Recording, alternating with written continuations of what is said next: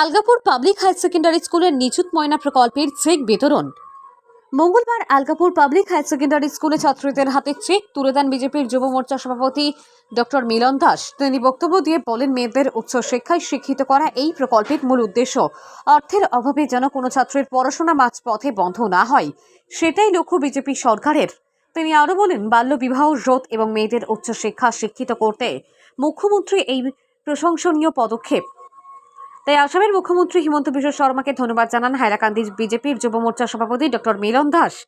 এদিন নিযুত ময়না প্রকল্পের চেক বিতরণ অনুষ্ঠানে উপস্থিত ছিলেন আলগাপুর পাবলিক হাই সেকেন্ডারি স্কুলের অধ্যক্ষ হিফজুর রহমান মজুমদার, ভাইস প্রিন্সিপাল আছাদুল হক মজুমদার, স্কুল পরিচালনা কমিটির উপসভাপতি তথা বিজেপি নেতা মানিক আহমেদ বড়ভূইয়া, সভাপতি আলতাফ হোসেন বড়ভূইয়া সহ অন্যান্যরা।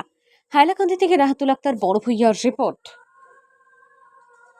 আজকে নিযুত ময়নার যে সরকারি চেক বিতরণ কার্যক্রম শুরু হয়েছিল, শুভারম্ভ করেছিলেন মাননীয় মুখ্যমন্ত্রী, আর তারই অংশ হিসাবে আমি আজকে এই বিদ্যালয়ে উপস্থিত হয়েছি।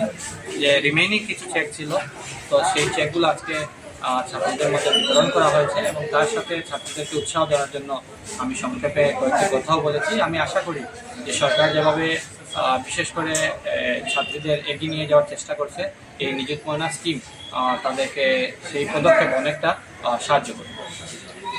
ময়না স্কিম শুরু করার পরে থেকে আমরা এটার সঙ্গে অন্তর্গত জড়িত।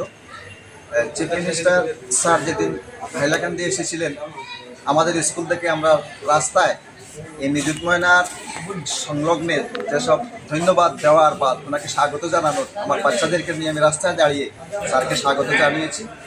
আর আমরা আশা করছি এই স্কিমের মাধ্যমে বাচ্চাদের মধ্যে একটা আগ্রহ জেগে উঠেছে, ভবিষ্যতে ওরা দক্ষতার সাথে আগ বাড়তে পারবে।